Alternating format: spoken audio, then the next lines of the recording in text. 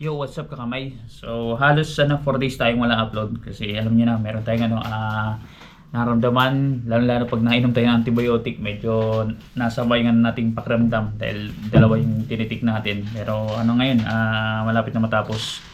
Anyways mga kamay, this week is Saudi sa YT at alam niyo naman na marami-rami ang nag-aantay kung siyempre kung makakasahod ba si Kautol at si Mil TV at meron din sa akin tatanong mamay kung anong possibility. So ako man din mamay medyo blanco, pero di ba nagsabi na din ako sa live na may chance na at least 90% na makasahod kasi nga na-post na sa Google AdSense, pero may mga reason behind kasi mamay na pwedeng ma-hold yun at hindi natin alam. Pero yun nga, kumbaga stay positive tayo sa channel ni Kautol na hopefully ma-monetize ulit after 90 days. At the same time, yung pinakaabangan nila na yung sahod nila doon sa pa-challenge sa Team Tulay noong November, kung tatagos ba ngayon na December, this week mamay, itong week na to. So sisilipin natin kasi hawak po natin ang account ni Kautol. Silipin natin kung meron pong email at the same time may resibo, kasi pagka may email tsaka resibo, ibig sabihin masasabi ko na 100% na makasahod siya.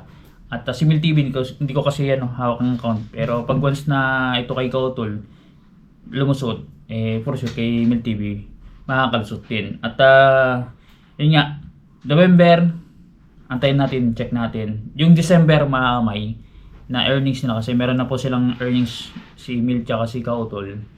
For sure po yun, naka-hold lang po yun. Unless otherwise, pabayaan nila, magsisiro out po yun. At after 90 days pa po yun nila pag reapply sa amortization, kasi yung appeal na ginawa namin is na-decline. So halos marami pong na demonetize, hindi lang po dito sa Sword Family, pati din sa Harabas, iba din ang nila ang violation.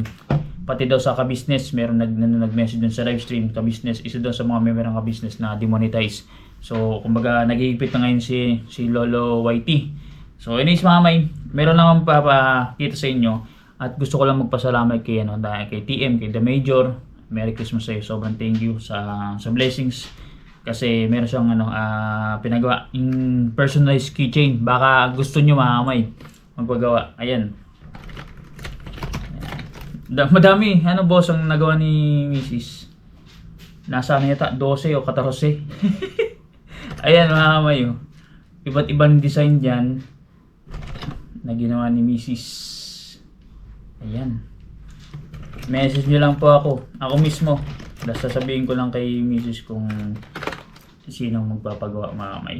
Pwede itong pang regalo tsaka pang giveaways may sa mga kuwari may mga parties kayo, events. Okay. Yan. Presyo nga lang, kaibigan. Ayan, dami pa yan mga kamay. Ayan. Ganda. Naisip lang ni Mrs. na gawin. Bilog. Ayan meron. Meron ka na rin nagawa sa akin. Meron din ginawa si Mrs. Yung B-Dogs daw. Ayos. Ayan, dami mga kamay. Ito kasi medyo medyo makuti-kuti. Madami kasing gagawin. Mataksa siya sa oras. Lalo pag once na bulk o maramihan, yan mamay. Grabe. Ayan, isa yun sa pinakamatyaga mamay si Mrs. sa paggagawa ng mga ito, mga personalized. Dati nga yung ipit. Hairbows ba yun? Hairbows mamay, yun talaga, grabe yun. Talaga inaabot si Miss ng oras talaga, makabulan ng bulk delivery and bulk orders. Kasi dati yun ang side income habang nag-YT ako. So yun, kasi lang tinigil namin at nabigyan kami ng hidihan ni The Major, Boss TM. So ito sa akin gawa na. Ayun. Mamay sa akin Yeah. B-Dogs. Ayos Galing. Sa kay Mrs. Talentado ito mamay. Akala ko talentado. Boss, si Boss Amlingan, the number one basher. Pero anyways, mamaya magdudugtong tayo kasi kailangan nating magabol. At sana masuportan niyo pa yung YouTube channel ko mamay kasi meron din siya nagpa-challenge. Dapat $500 maabot ko para mayroon tayong pot prize din. Lalabas muna kami mamay, may bibili lang. So anong di ba mag-Christmas. May bibilin si Mrs. Siguro 500 challenge na Noche Buena. Tingnan natin. Kung kaya. Yan pa yung bibili mo pang Noche Buena, 500. Try mo kaya? Hindi ko. Reklamo siya mamay. Alam niya kasi yung value ng 500 mamay pag bumili, wala yun mamay. Buta yun sa sa cart. So yun, kita guys tayo mamaya sa bilihan sa supermarket kasi doon kami pupunta sa sa Metro Central. Mamay, gagawin. So yun mamay. Nasa biyahe na tayo. Punta tayo ng Metro Mall.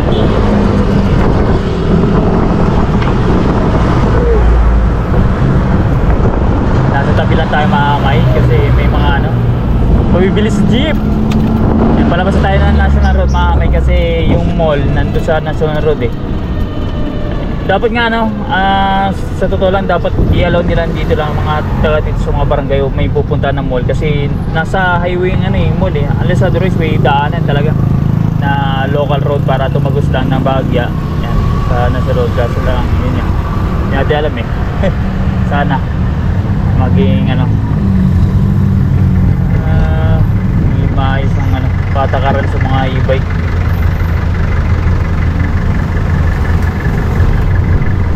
Traffic.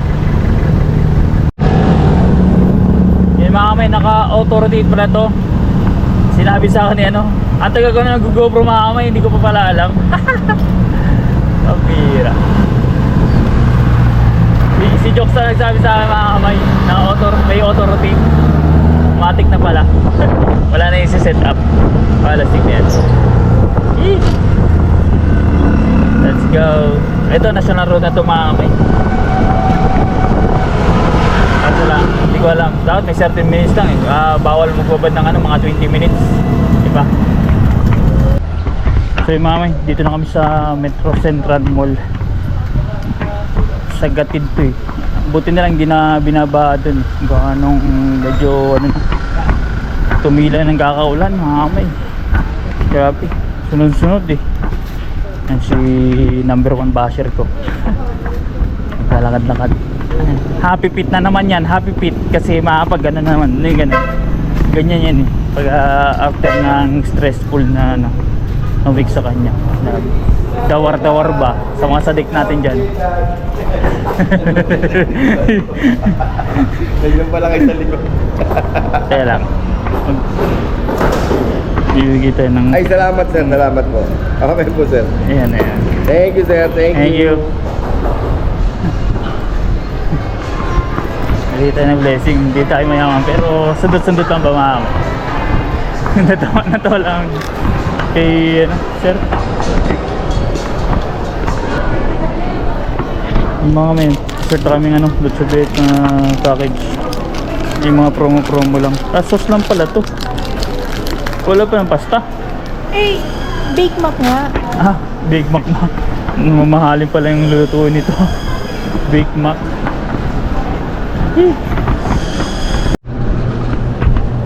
May ayaw maniwala ni Mrs. na ang mahal-mahal na ngayon ng carrots. Sobrang mahal. Asin. Napakamahal. Wala na yung binibili mo. Oo nga. Meron kami binibili dito cheese boy, yung cheddar tsaka mozzarella halo. Yun na lang. Nilalagay namin sa itlog para pampasarap. 38 pesos yata yan. Dali. 38 yung maliit lang. Halo namin sa itlog para 68 ba? Yung malaki. Meron ako nakita maliit 38. Kasi ito, lagi yan mamay. Yan lang yung luluto ko itlog. Tsaka yung cheese patungan. Tapos konting kasi hindi ako makabili ngayon ng kamatis gawa nung sobrang mahal. Nag-check na ako mga sa Pirugol. Hindi kaya yung 500. Ito, ganito. pang 4 to 5 person.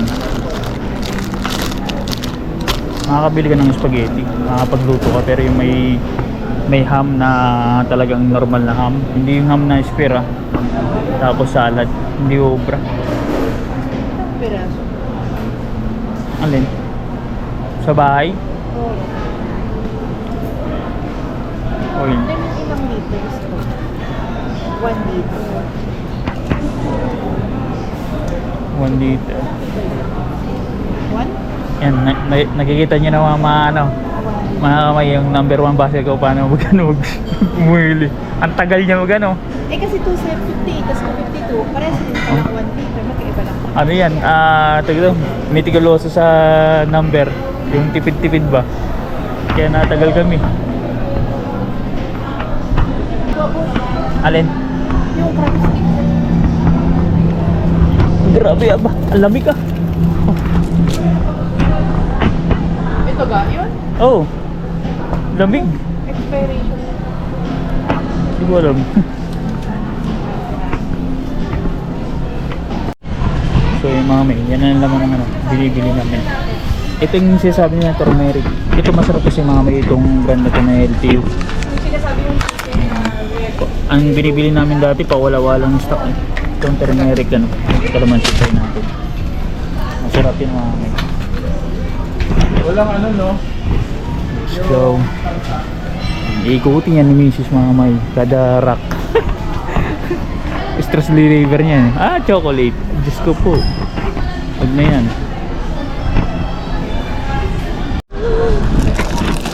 Yun mga may, ito pala yung kay Mr. Beast oh. Yan oh, festivals. Dito na mo ako ilang... Totoo nga pala mga may Ano yan? kay Mr. Beast, yung number 1 na vlogger sa buong mundo. Yan, Mr. 95 Beast. mahal ba? Oo nga, masarap to. Sige nga, bumalik ka nga. Ikaw magbagal. Grabe, mahal pala mga may, 95 ang maliit, 149 ang malaki. Pwede naman ako magkano to. Alin, naka-promo. Mahilig kasi si Miss sa chocolate, pero Di ba pagkaan? ilalagay daw sa mga pamahiin dito ng mga eh. Ako mga kami na Chinese. Hindi ako nandiwala sa ganyan ganyan.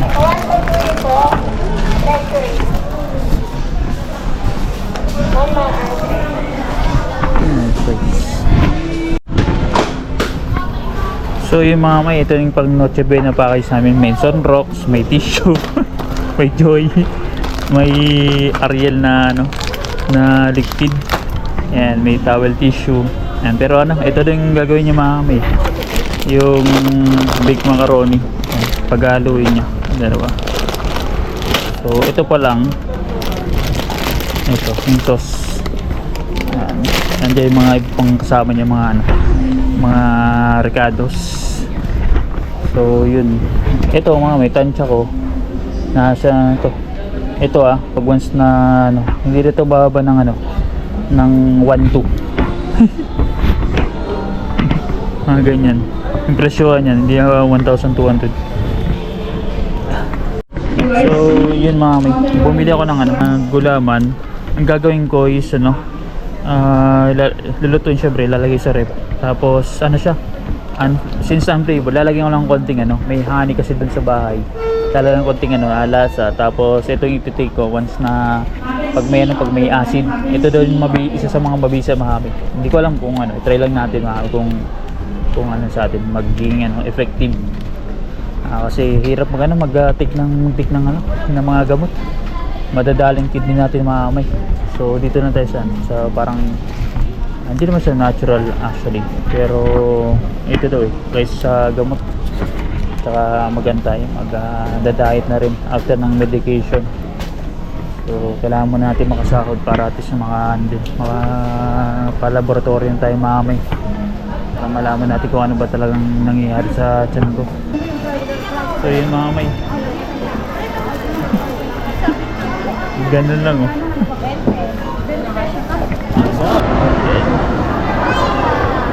Hindi ko lang kung akit kami ni Mrs.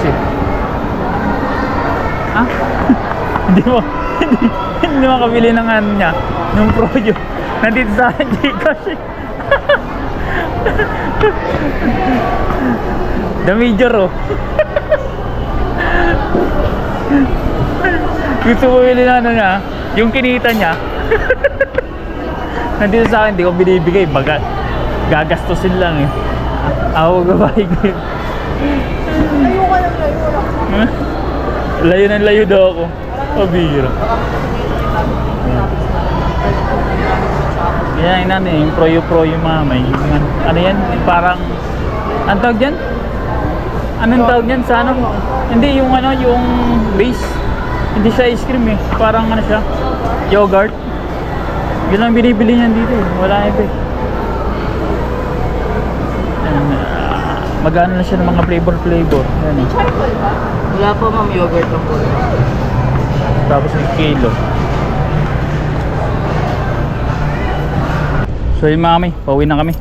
Hindi na kami dadaan ng palengke kasi sobrang traffic ngayon. Ano, open na night market eh. Ikaw na lang bumili. Ha? Ako na lang bibili. May yung single na lang. Pero hindi ngayon, bukas ano. Biyahe na tayo mami. Mata-traffic tayo. Ano din? Ha? Ano din? Na. Let's go mami. So yung mami, palabas na tayo ng National Road. Pauwi na. National Road na tayo ano, tatawid. Yung nga iniisip ko mami, pag once na naban na yung ano, yung ibig sa National Road, eh yun ang isa sa mga ano kasi, shortcutan eh. Pag once na traffic sa papasok ng bayan, alam mo yun? Ha? Hindi ka rin naman makakita. Yun nga, hindi ko nga alam kung dito ba yan sa nationwide ba yun or ano. Kasi pwedeng tumagos dun sa ano eh, merong tagusan niya sa Gatid eh. Lulusot ka sa mga local road. Pag tatawid ka lang daw, sabi nila pwede. So pwedeng tumawid dun ng saglit para maka-park dito sa ano. Pero malayo nga lang mamay ang ano, iikutan. Ito yung sinasabi ko sa pag-uwi. Kasi pinaka-the best way talaga para maiwasan traffic, National Road. Pero sa tabi lang. May mga ano kasi ibig kasi naabusado eh.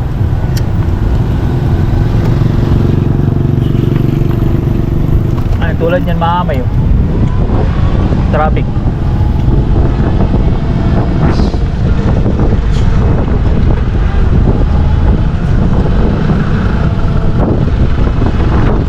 Grabe yan, sabi sa inyo.